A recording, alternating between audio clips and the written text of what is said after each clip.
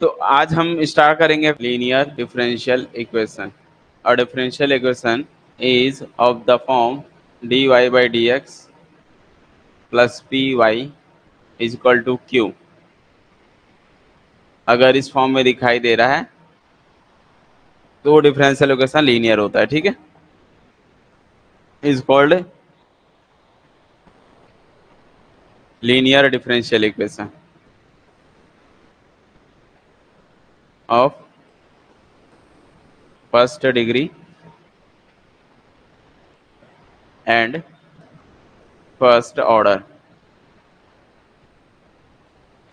तो first degree first order का ये लीनियर डिफरेंशियल इक्वेशन होता है। ठीक है, D Y by D x है प्लस पी वाई है इक्वल टू क्यू है। अगर ये दिख रहा है क्रॉस मल्टीप्लाई करो, क्या मिलेगा? डी वाई डी एक्स से मल्टीप्लाई कर दो, D y plus P y into D x equal to q into D x.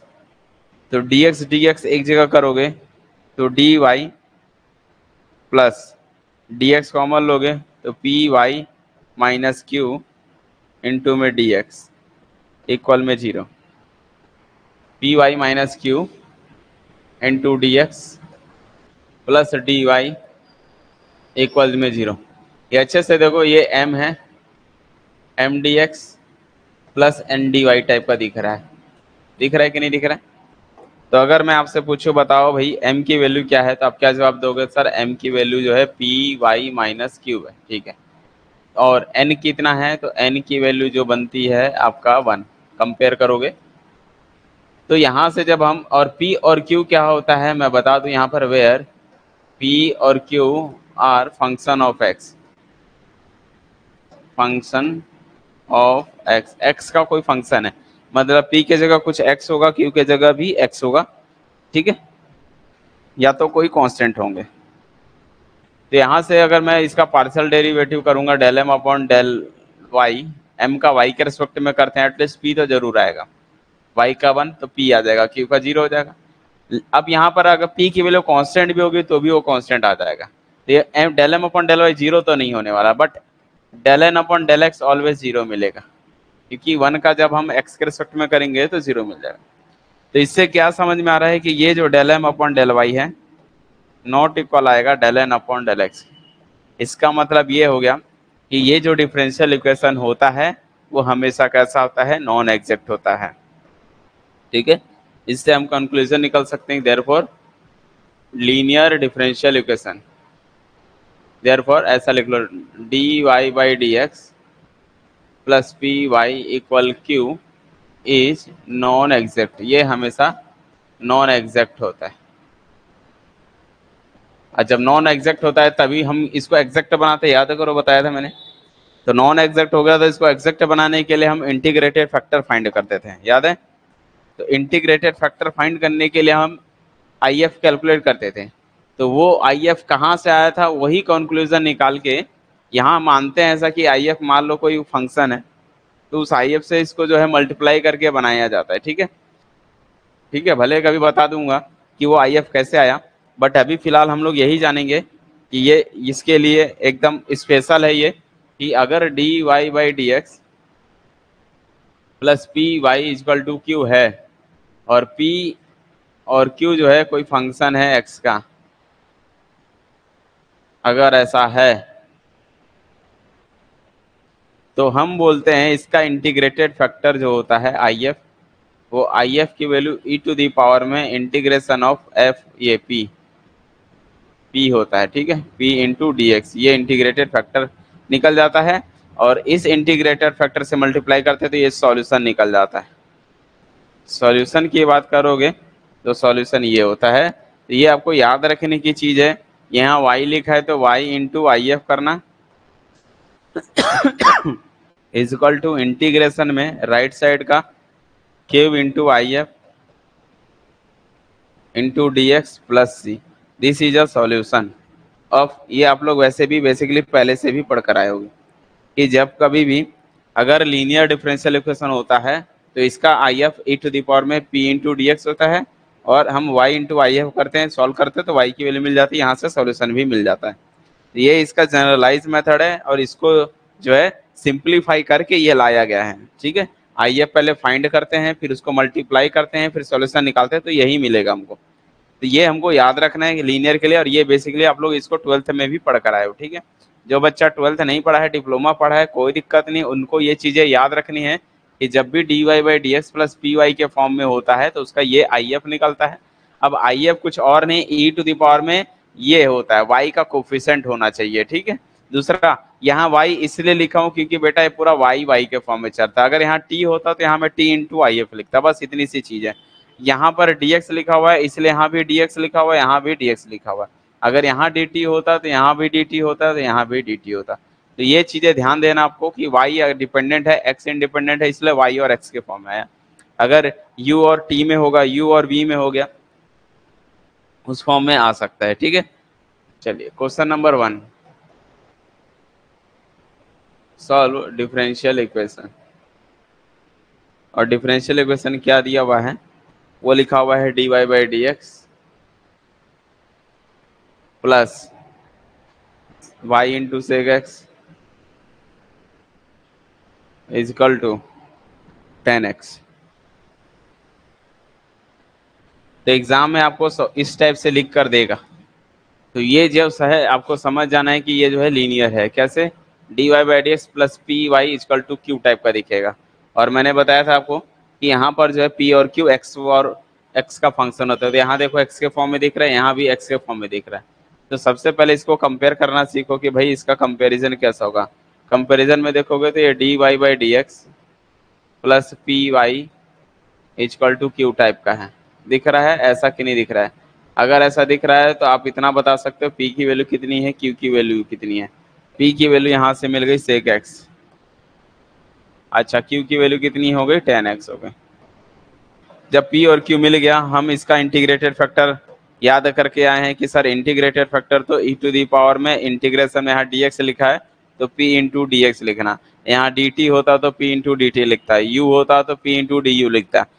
Independent variable check कर लेना, x है तो x के रिस्पेक्ट में करना है। e टू दी पावर में इंटीग्रेशन p की वैल्यू डाल दिया सेक x इंटू डी एक्स हो गया। अब किसी को पता है सेक x का इंटीग्रेशन कितना होता है, नहीं याद कियोगे। सेक स्क्वायर होता तो इजी बन जाता, सेक x का इंटीग्रेशन आप लोग को याद नहीं होगा। ठीक है, चलिए कोई दिक्कत नहीं है, तो मैं यहाँ पर नोट करके लिख देता हूँ कि चूंकि इंटीग्रेशन ऑफ सेक x का फॉर्मूला होता है log sec x plus 10x, ये याद रखना है आप लोगों को। ये इंटीग्रेशन होता है भाई सेक x का। तो बताओ इसके जगह हमारा हटेगा क्या मिलने वाला है, यहाँ से इंटीग्रेटेड फैक्टर मिल गया e टू दी पावर में log सेक x प्लस 10x। e और log एक दूसरे के अपोजिट होते हैं। ठीक है, यहाँ से मतलब e टू दी पावर में log x का आंसर होता है x टू दी पावर में log x है तो क्या लिखेंगे x, x मीन्स सेक x प्लस 10x लिखेंगे। ये इंटीग्रेटेड फैक्टर मिल गया। अब दूसरा मेथड ये है कि इस इंटीग्रेटेड फैक्टर से मल्टीप्लाई कर लो क्वेश्चन को, तो वो एग्जैक्ट बन जाएगा और फिर उसका सॉल्यूशन निकाला जा सकता है। ठीक है, लेकिन नहीं करना है तो सबसे सिंपल तरीका है कि इसका डायरेक्ट सॉल्यूशन निकालो। यहाँ क्या दिख रहा है, y दिख रहा है तो हम लिखेंगे y into I F is equal to integration में q into Y F into में dx प्लस c लिख देना है और सिंपली वैल्यू पुट कर दो, y इंटू आई एफ की वैल्यू सेक x plus 10x। Right side में गए q की वैल्यू पुट कर लो, q की वैल्यू से कंपेयर किया तो यहाँ से 10x मिलता है। जैसे ही 10x रखा, आई एफ की वैल्यू डाला सेक x प्लस 10x और फिर इंटू में dx फिर प्लस c लिख दिया। जब ये कर लोगे तो ये चीज तो कोई फर्क नहीं पड़ता है लेफ्ट साइड में, तो ये वैसे ही रहेगा। ये अंदर मल्टीप्लाई जाएगा तो ये बनेगा sec x into 10x, sec x into 10x plus ये अंदर जाएगा तो ये बन जाएगा 10 square x into D x plus c. अब इसको इंटीग्रेशन करना है, तो टेन स्क्वायर का इंटीग्रेशन नहीं होता है, सेक स्क्वायर होता तो उसको हम टेन एक्स लिख सकते थे, ठीक है। Sec x into tan X into D X, ये अलग कर लो और इसको अलग कर लो, इसको लिख दो sec square x minus one into D x. आई बात समझ में? टेन स्क्वायर एक्स की जगह मैं लिख दिया sec square x minus one. कहाँ से आया? ये फॉर्मूला होता है, since sec square x minus tan square X is equal to होता है वन। तो यहाँ से ये उधर जाएगा तो ये इधर आएगा, तो टेन स्क्वायर की जगह हम sec square x minus one रख सकते हैं। ये बेसिक फॉर्मूला है कि सेक एक्स का डेरिवेटिव कितना होता है, sec x into tan x.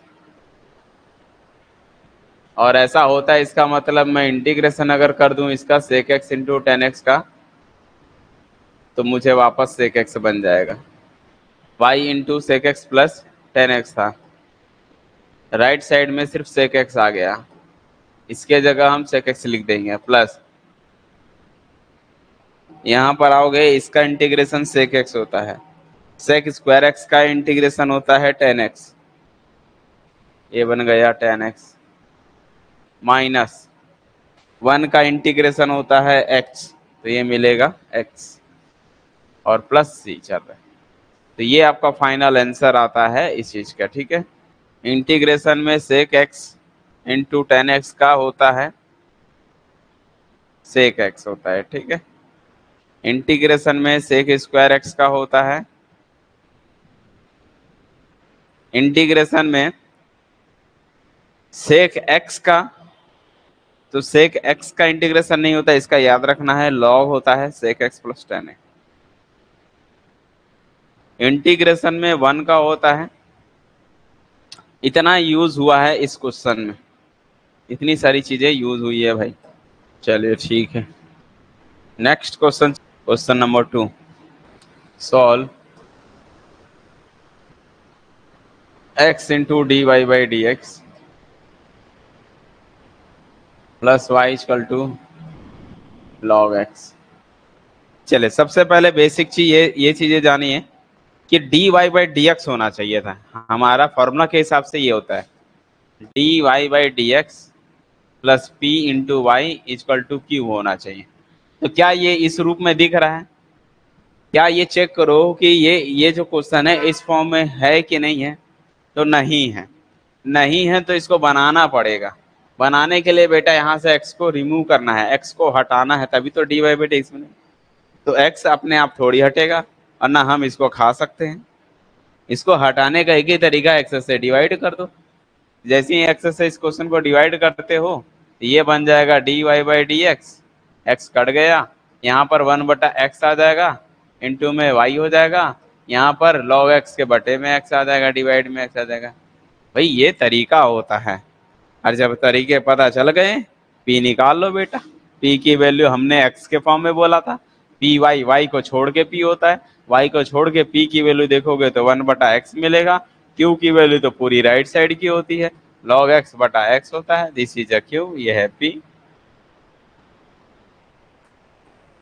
Okay ठीक है, अब जैसे ही ये मिल गया लगा लो आई एफ। इंटीग्रेटेड फैक्टर क्या होता है फॉर्मूला, वो कहता है बेटा e टू दी पावर में इंटीग्रेशन में p, अब किसके रेस्पेक्ट में, यहाँ देख लो x के रेस्पेक्ट में है तो dx लिख देना। e टू दी पावर में इंटीग्रेशन में p की वैल्यू है वन बटा एक्स इंटू डी एक्स, और आपको सिखाया गया है कि वन बटा एक्स का इंटीग्रेशन log x होता है। पढ़े हो कि नहीं पढ़े हो, कितने बार बताऊं मैं?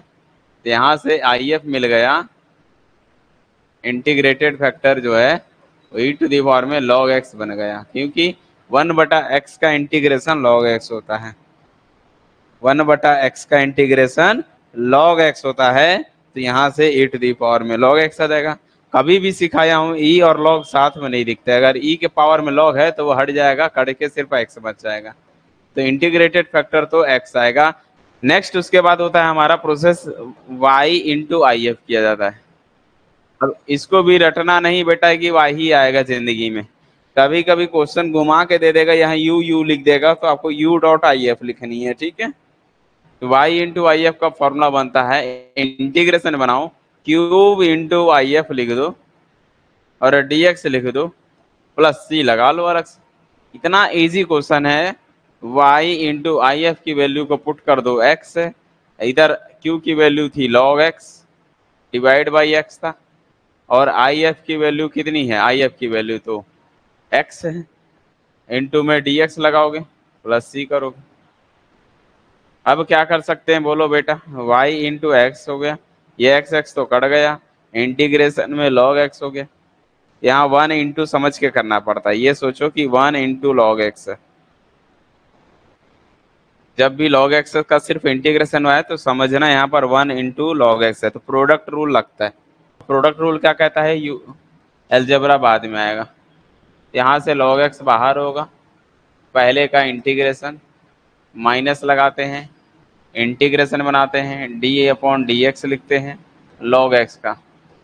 दूसरी चीज इंटू में इंटीग्रेशन करके 1 इंटू डी एक्स, ये जो आएगा उसका फिर से इंटीग्रेशन करेंगे।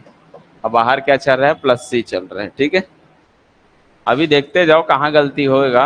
log x 1 का इंटीग्रेशन x होता है, ठीक है, तो log x इंटू एक्स आ गया, माइनस बड़ा सा इंटीग्रेशन बनाओ, log x का डेरिवेटिव 1/x होता है, इंटू में 1 का इंटीग्रेशन x होता है, dx प्लस सी। अब यहाँ से भी x और x कट जाएगा, ये बन गया x log x माइनस, यहाँ से अब मैं बात करूंगा तो 1 बचा, 1 का इंटीग्रेशन x होता है और प्लस सी।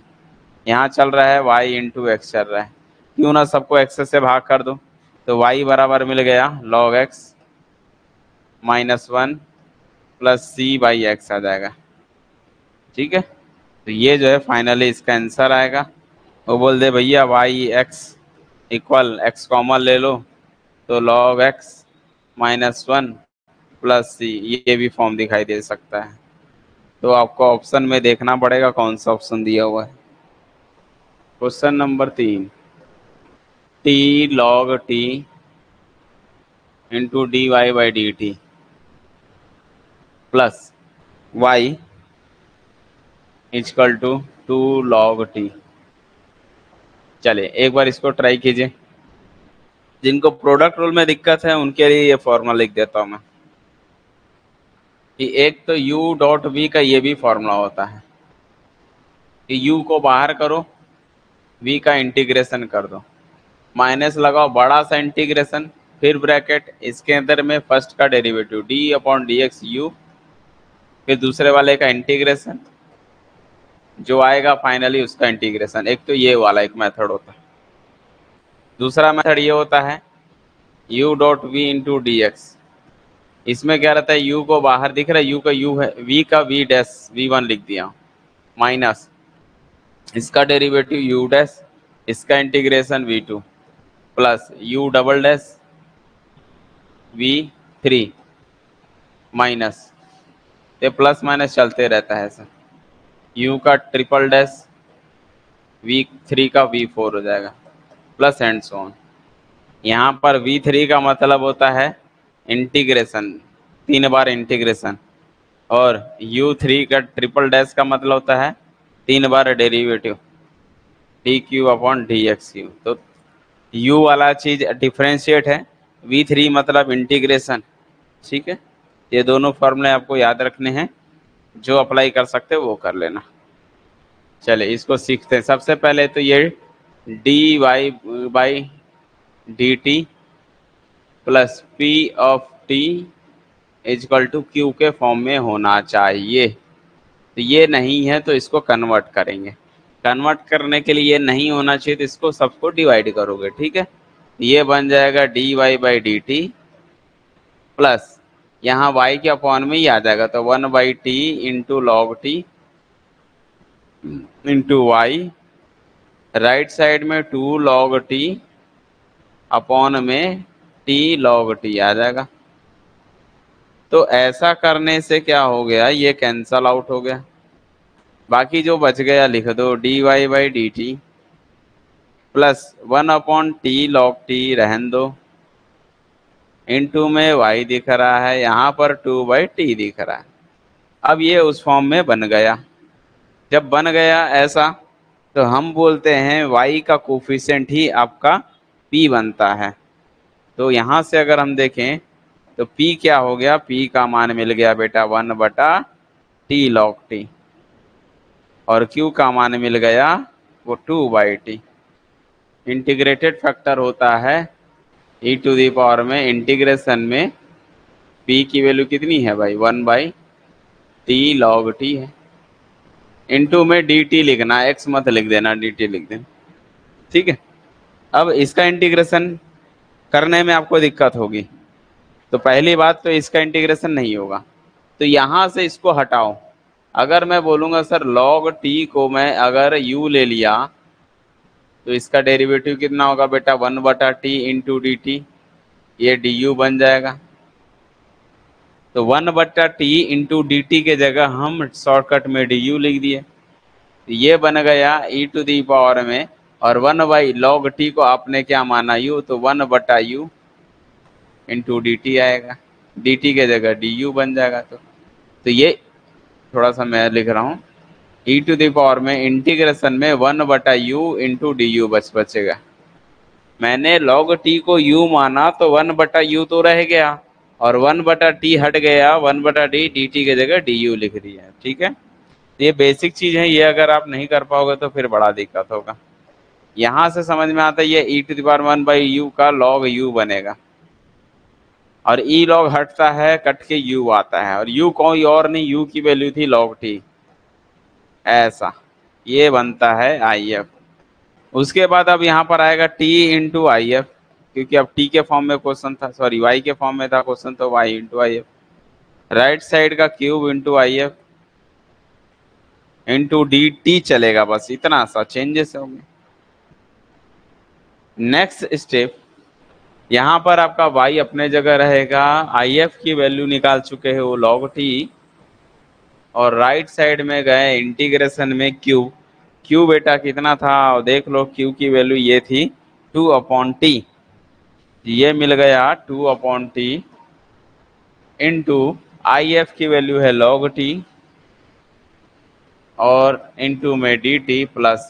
अब यहाँ पर भी वही रूल, अरे भैया log t को t मानेंगे तो 1/t ही तो आता है, तो जब डेरिवेटिव और इंटीग्रेशन छुपा हो उसी में, तो ऐसे क्वेश्चन के लिए एक ही मेथड, फिर से वही log t को हम क्या करेंगे, u मानेंगे, तो 1/t आएगा, अलग से dt लिखना पड़ता है बेटा, ये बन जाएगा du।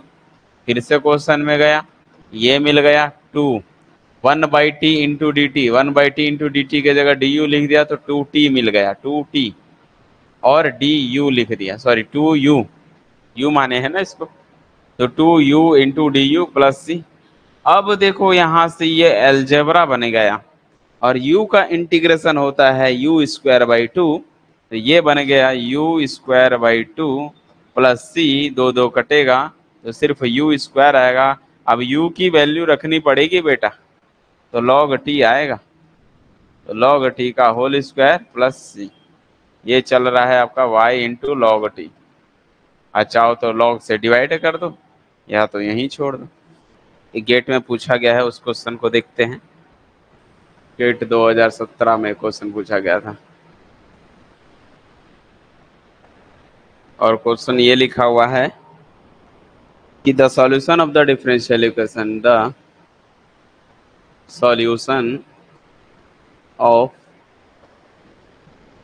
द डिफरेंशियल इक्वेशन, और क्वेश्चन है d³ dt plus cube equal 1,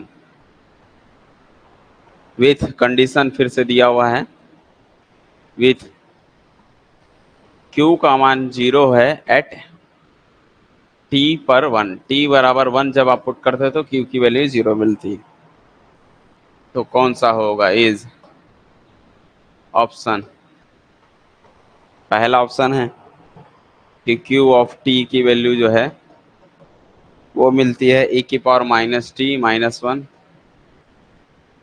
second option है q ऑफ t बराबर e to 1 plus e 1 plus e to the power minus T. तीसरा ऑप्शन है q of t equal 1 minus e to the power T. और चौथा है fourth option q of t equal 1 minus e to the power minus T. I think t की value 1 नहीं होगी, t equal 0 by mistake print mistake होगा। t 1 नहीं होगा, t 0 होगा। t की वैल्यू 0 होगी भाई, क्योंकि e की पावर t कभी फिर 0 नहीं आएगा। ठीक है, तो heat and trial method use करो। हीट एंड ट्रायल मेथड क्या कहता है कि t की जगह 0 पुट करो, इनमें से कौन सा आंसर 0 दे रहा है। अगर मैं यहाँ पुट करूंगा तो e की पावर 0, 0 माइनस मतलब 1 होता है, तो 1 माइनस 1 0, ये दे दे रहा है 0। यहाँ पुट करोगे तो ये 1 हो जाएगा, तो ये 0 ये 1, 1 प्लस 0 1, तो ये कभी नहीं हो सकता, ये कट गया। तो पहले देख लिया करो क्वेश्चन भी सही है या रॉन्ग है। कैसे पता चला मुझे, जब t की वैल्यू पुट करूंगा तो e की पावर 1 होती है ना, अगर 1 पुट करोगे तो ये तो कब e ही होता है, तो e माइनस 1 हो या e प्लस 1 हो, कभी 0 नहीं आएगा। तो क्वेश्चन में यही मिस्टेक था। चलो आ जाओ, सेकंड ऑप्शन हो गया। फिर ये भी माइनस में, ये भी माइनस है, तो ये भी माइनस में, तो आंसर 0 आ सकता है, तो बट सेकंड तो नहीं होगा। तो इसको प्रूव करने के लिए क्या करेंगे, तो डी वाई के जगह आपका क्यू चल रहा है ना, तो आई एफ निकाल लो बेटा। डायरेक्ट आई एफ क्या होता है, ई टू दी पावर में इंटीग्रेशन में क्यू, क्यू जैसे वाई है तो यहाँ पर पी है, तो पी की वैल्यू 1 है, तो 1 इंटू डी टी हो जाएगा, टी आ जाएगा। आई एफ की वैल्यू आ जाएगी ए की पावर में टी। क्लियर है। उसके बाद वाई के जगह हमारा क्यू चल रहा है, तो Q into I F equal to right side का, राइट साइड का क्या है 1, 1 into I F into D T plus C, you use करते हैं। तो क्यू इंटू आई एफ की value E to the power T रखा, इक्वल में 1 की जगह 1 E to the power T into D T plus C. E की power T का ई की पावर टी होता है बेटा, कोई चेंजेस नहीं होती है। अब क्वेश्चन के अकॉर्डिंग सिर्फ क्यू बराबर चाहिए, और जब क्यू बराबर इक्वल चाहिए तो क्यू की वैल्यू निकालना आसान है, ई की पावर टी से भाग कर दो, तो क्यू बराबर आ जाएगा ई की power T plus C by T, E की पावर टी। सी की वैल्यू निकालने के लिए तो एक कंडीशन दिया हुआ है, ये तो मिल गया क्यू बराबर 1 plus E to the power minus T हो गया, इनटू में सी आएगा। लेकिन सी निकालने के लिए वो कंडीशन यूज करोगे, कौन सा कंडीशन, टी के जगह 0 पुट करो, क्यू के जगह 0 पुट करो। जैसे ही सी के जगह 0, तो ये पुट करूंगा टी बराबर 0 और क्यू बराबर 0, तो 0 बराबर ई टू दी पावर में 0 into 1 plus 1 plus E to the power में 0 इंटू क्यू आ जाएगा, सॉरी सी है। ये मिल गया 0 इक्वल 1 प्लस सी, तो सी की वैल्यू मिल गई -1। जब -1 वाला हो गया तब मिलेगा क्यू बराबर, वापस रख दो 1, फिर सी की वैल्यू कितनी है यहाँ पर रखेंगे, सी के जगह अपन कितना डालेंगे -1, तो ये मिलेगा -1, तो ये बनेगा 1 minus E to the power minus T. ये है फाइनल आंसर। तो ये ऑप्शन में चेक कर लो, ऑप्शन में कौन सा सही है। ये गलत हो गया, ये भी गलत हो गया, ये पॉजिटिव नहीं है, 1 माइनस ई की पावर माइनस टी। अब ये बताओ सबको क्लियर हुआ कि नहीं हुआ, यस या नो करके जवाब दो। इन नोट करके देखो यहाँ पर। सबसे पहले तो यहाँ पर अगर मैं बात करूँ तो डिफरेंशियल इक्वेशन ये भी होता है, ये दो टाइप के आपको दिखाई देते हैं। ठीक है, ये नहीं कि ओडीई और पीडीई। सबसे पहले ये जान लो कि इसमें भी दो टाइप के होते हैं, एक होमोजीनियस होता है, होमोजीनियस, और एक होता है नॉन होमोजीनियस।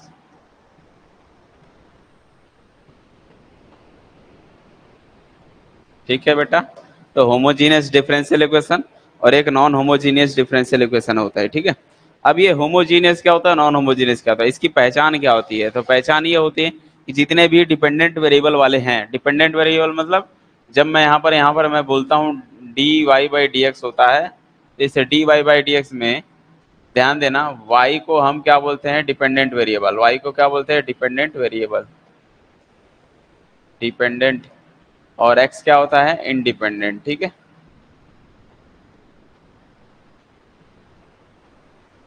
a0 डी की power N Y upon D X की पावर एन प्लस, ठीक है, ए वन डी वाई की power N minus one N minus one plus, ऐसे चलते चले जा रहा है A two D Y by D X, और इसकी पावर में एन माइनस टू है तो यहाँ पर भी एन माइनस टू, ऐसे कोई डिफरेंशियल इक्वेशन है, लास्ट में ए एन वाई है, ए एन वाई इक्वल में एफ एक्स।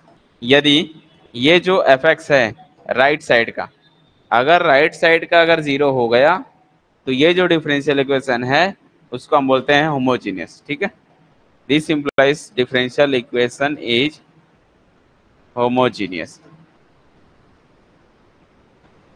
क्लियर है? एक बात कि आपको ये देखना है कि राइट साइड में आपका जीरो है कि नहीं। अगर राइट साइड में जीरो हो गया और पूरा डिपेंडेंट वेरिएबल वाई वाला पार्ट पूरा इधर है तो उसको हम बोलेंगे होमोजीनियस है। नॉन होमोजीनियस में वो इफ एफ ऑफ एक्स जो राइट साइड का है वो जीरो नहीं होगा तो हम बोलेंगे वो जो डिफरेंशियल इक्वेशन है वो क्या है बेटा, is non homogeneous.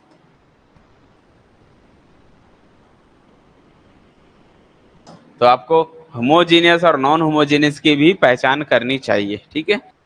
To D square Y by D X square plus three D Y by D x plus four Y equal sine X. दूसरा D square Y by D X square plus five Y equal six. D T upon D x plus three T equal e to the power t। Fourth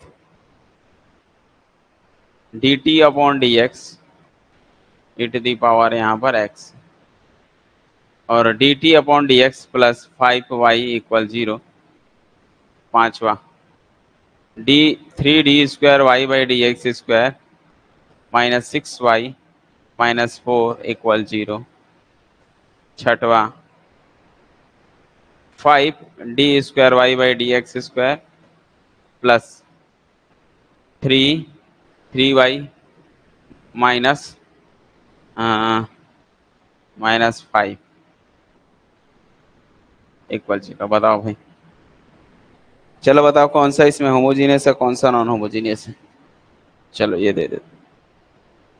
तो सबसे पहले की बात करूंगा तो इधर देखो, इधर पूरे वाई वाले होने चाहिए, लेफ्ट साइड पूरा वाई वाला होना चाहिए, राइट साइड में आपका एक्स वाला इंडिपेंडेंट वेरिएबल वाला होना चाहिए, ठीक है। तो ये एफ एक्स है, ये तो बता रहा है क्या है, होमोजीनियस है,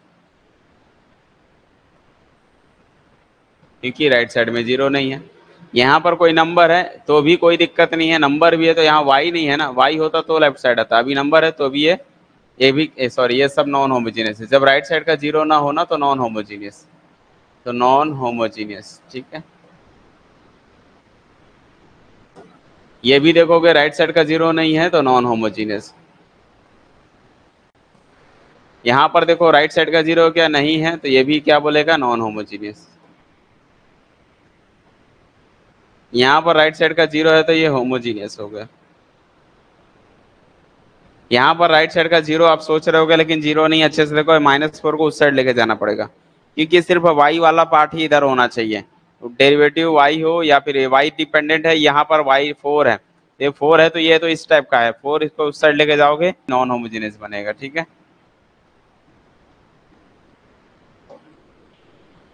यहाँ पर वाई वाला पार्ट है, वाई वाला पार्ट है, वाई वाला पार्ट है, सब एक साइड आएगा तो उधर इक्वल में जीरो बनेगा तो ये होमोजीनियस बन जाएगा। चलिए एक क्वेश्चन बनाइए आप लोग। Solve x plus Y plus one into D Y by D x equal one. अगर आप यहाँ से देखोगे तो ये जो है इसको सॉल्व करना थोड़ा इजी नहीं है, लेकिन अगर मैं इसको इस साइड भेज दूँ तो क्या बन जाएगा, या फिर इसको क्रॉस मल्टीप्लाई कर दो, dx को इधर भेज दो dy को नीचे ला लो, तो ये बन जाएगा dx अपॉन dy इक्वल में x plus Y plus one बन जाएगा। और इधर से अगर मैं देखूं तो ये लीनियर बन गया है, dx अपॉन dy माइनस का x equal Y plus one. अच्छे से देखो ये आपका लीनियर के जैसा बन गया कि नहीं, बस वेरिएबल बदल गए, dx upon dy plus P X equal Q type का दिख रहा है। वेरिएबल चेंज हो गया, जहां D Y by D X करते थे आपका यहाँ पर y अब आपका इंडिपेंडेंट हो गया, x डिपेंडेंट हो गया। तो डी एक्स यहाँ पी एक्स के फंक्शन होते थे, क्यू एक्स का फंक्शन होता था। अभी यहाँ पर p जो है y का फंक्शन होना चाहिए, q भी y का फंक्शन है, दिख तो रहा है y के फॉर्म में। तो ऐसे क्वेश्चन कभी कभी ऐसे भी आता है भैया, हड़बड़ाने का नहीं। तो इंटीग्रेटेड फैक्टर आप आराम से निकाल सकते हो। पहली बात तो p बता दो कितना है, p जो है x का गुणांक होगा यहाँ पर -1, q कितना होगा, q ये पूरा y+1 होगा। और अब हमारा डिपेंडेंट वेरिएबल कौन हो गया, x डिपेंडेंट वेरिएबल हो गया, y इंडिपेंडेंट वेरिएबल हो गया। तो हम इंटीग्रेटेड फैक्टर निकालेंगे। इंटीग्रेशन फैक्टर कैसे निकालते भाई, बोलो। यहाँ पर अब IF निकलने वाला है e टू दी पावर में इंटीग्रेशन ऑफ p इंटू, यहाँ पर डिपेंडेंट वेरिएबल के रेस्पेक्ट में नहीं, अब इंडिपेंडेंट वेरिएबल के रेस्पेक्ट में करना पड़ेगा, क्योंकि अब dy करना पड़ेगा। ठीक है, चलिए okay. e to the power में p की वैल्यू आई है कितनी, p की वैल्यू है -1, तो ये बनेगी -1 इंटू डी वाई, ये बन गया e टू दी पावर में -y। एक बच्चे ने जवाब दे दिया। ठीक है, चलिए ठीक। और जब आपको IF निकल गया तो अब हम क्या निकालेंगे, अब y इंटू IF नहीं करेंगे, अब हम x इंटू IF करेंगे। यहाँ पर x चल रहा है तो हम x इंटू IF करेंगे, बस x इंटू IF कर दो। राइट साइड का फिर क्या लिखता है, क्यूब इंटू IF। और बेटा अब यहाँ dx मत कर देना गलती से, dy हो जाएगा। ठीक है, तो x इंटू IF की वैल्यू कितनी है, टू दी पावर -y है। इंटीग्रेशन में q कितना था आपका, राइट साइड का y+1 था। ठीक है, q कितना था, q की वैल्यू y+1 थी, y+1 into E to the power -y into D Y. अब लगने वाला है बेटा कौन सा, प्रोडक्ट रूल, क्योंकि अब अलजेब्रा है प्लस एक्सपोनेंशियल है। तो देखिए आपका काम दोनों हो गया, एक साथ दोनों चीजें सीख गए यहाँ पर। तो प्रोडक्ट रूल कैसे लगाते हैं बोलो, पहला फंक्शन बाहर, y+1 को बाहर, सेकेंड फंक्शन का integration into the power -y का अलग से करोगे तो -1 अलग से आता है बेटा। सिर्फ y होता तो जरूरत नहीं है, -1 है तो फिर लिखना पड़ेगा। बीच में माइनस लगाते हैं, इसका डिफ्रेंशिएशन करते हैं, तो y का होता है 1, 1 का होता है 0। और इसका ये जो आया वो इसका इंटीग्रेशन करूंगा तो e to the power minus का e to the power -y ही होता है, अलग से -1 आएगा तो +1 बन जाएगा, क्योंकि 2 बार माइनस हो जाएंगे। पहले से भी -1 है, फिर से -1 आएगा तो 2 बार हो जाएगा तो +1 हो जाएगा। अगला स्टेप प्लस लगाना है, फिर से डेरिवेटिव करोगे तो 1 का बेटा 0 हो जाता है, तो आगे जाने की जरूरत नहीं है। अब बस इसको सिंप्लीफाई कर लो। सिंप्लीफाई करते हो तो x into E to the power -y equal में y+1 इंटू में ये हो गया माइनस को ऐसे लिख सकते हैं, -e to the power -y लिख सकते हैं। ठीक है, यहाँ से माइनस ये बन गया e to the power -y plus का c। क्या लग रहा है, e की पावर -y कॉमन ले लो। जब आप कॉमन ले लोगे तो ये बनेगा y+1 यहाँ से, और यहाँ से -1 बनेगा। ये +1 -1 कैंसल, बच गया y into E to the power -y plus c। यहाँ कौन है बेटा, x की पावर -y है, x बराबर मिल गया, डिवाइड करोगे तो y plus c upon E to the power -y। ये ऊपर जाएगा तो पॉजिटिव हो जाएगा, तो x equal y plus c E to the power y। और यदि क्वेश्चन में कंडीशन होता तो वहां से c की वैल्यू मिल जाती, तो फिर आगे हम सॉल्व कर लेते। अब ये बताओ, ये सभी चीज क्वेश्चन आप लोगों को समझ में आया कि नहीं आया? किसी को कहीं भी दिक्कत हो तो पूछ लो, बता दो, हम बता देंगे। जिस किसी को भी समझ में ना आया हो वो पूछ सकता है कि कहीं पर कहीं दिक्कत है तो। चलिए वेरी गुड। यहाँ से ये माइनस कॉमन लिए हैं, तो एक काम करो माइनस सहित कॉमन ले लो। तो माइनस सहित कॉमन लोगे तो y+1 और ये भी प्लस हो जाएगा बेटा, तो फिर कटेगा नहीं, फिर जुड़ेगा ये। यहाँ से y+1 रहेगा, माइनस कॉमन लिए, माइनस कॉमन लिए, और ये भी +1 बन जाएगा, तो ये कितना हो जाएगा, 2 हो जाएगा। तो ये बनेगा आपका y+2, और यहाँ से बाहर का माइनस, और यहाँ से आएगा e⁻⁻y प्लस सी आएगा। ठीक है, तो वेरी गुड, आपने सही तरीके से इसको ध्यान से देखा।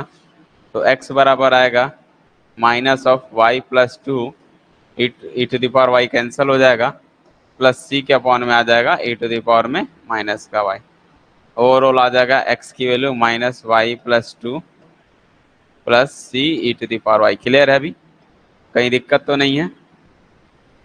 तो एक प्लस माइनस होने से देखिए कितना गड़बड़ हो जाता है। तो एग्जाम में ऑप्शन में है ऐसे दे सकते हैं। ठीक है, मेरे से भी गलती हो सकती है कहीं ना कहीं, माइनस से प्लस से। इस तरह से आप लोगों को आप अपनी आंखें को एकदम चील की आंखें बना के रखनी है, बराबर देखनी है कहाँ प्लस माइनस कहीं छूट तो नहीं रहा है। हो सकता है मेरे से भी गलत हो सकता है, तो आज इस चीज को आप लोग को ध्यान से देखना है। ठीक है, चलिए, तो सबको समझ में आ गया? किसी को कोई दिक्कत तो नहीं?